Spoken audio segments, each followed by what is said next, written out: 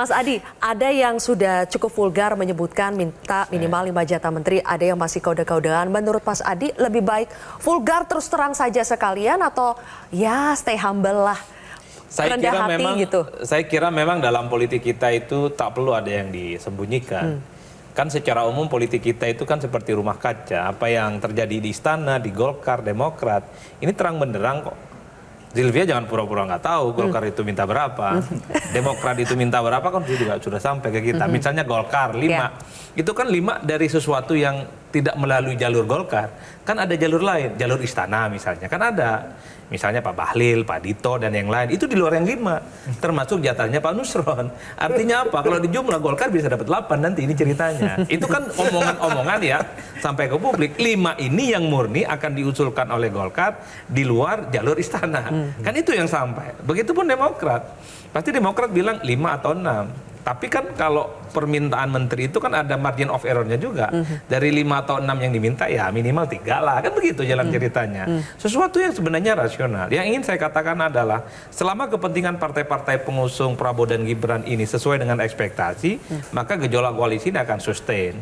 Maka perpanjangan soal bagaimana melanjutkan semua programnya Pak Prabowo dan Gibran di masa yang akan datang ada soal. Yang akan menjadi soal adalah ketika permintaan sejumlah pos menteri dan terutama jumlah menteri itu tidak dikabulkan, disitulah sebenarnya akan muncul gejolak-gejolak. Apakah Golkar mau jadi lokomotif, apakah Demokrat akan mewarnai, itu teknis. Yang penting permintaan menterinya dipenuhi. Nah itulah kemudian menurut saya akan menjadi batu uji pertama apakah koalisi partai-partai pendukungnya Pak Prabowo dan Gibran ini akan solid di masa yang akan datang.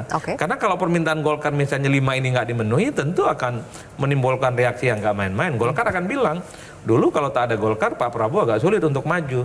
Karena kalau cuma Gerindra sendiri misalnya, tanpa Golkar yang jumlahnya saat itu 12%, tidak melengkapi ambang batas parlemen. Ambang batas presiden 20% maksud saya. Itu kan pertanyaan-pertanyaan yang akan diungkit, termasuk misalnya Golkar ini untuk kepentingan parlemen cukup kuat, solid. Saat ini suaranya 15%. Jadi wajar kalau kemudian diganjar dengan hal yang sifatnya jumlah menteri jauh lebih signifikan dibanding partai-partai pengusung yang lain. Tapi Demokrat kan nggak mau tinggal diam.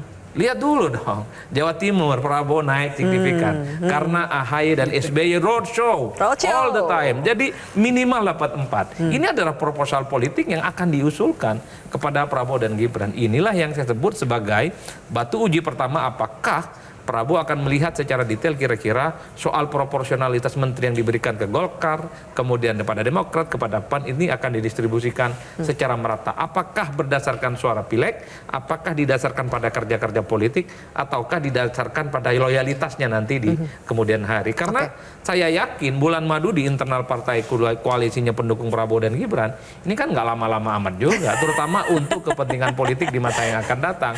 Sekarang baik-baik saja.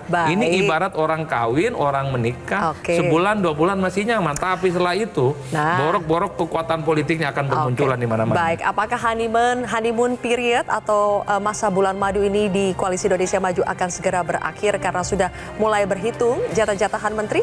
Kami akan mengulasnya sesaat lagi, pemirsa, tetaplah di Kontroversi. Jelajahi cara baru mendapatkan informasi. Download Metro TV Extend sekarang.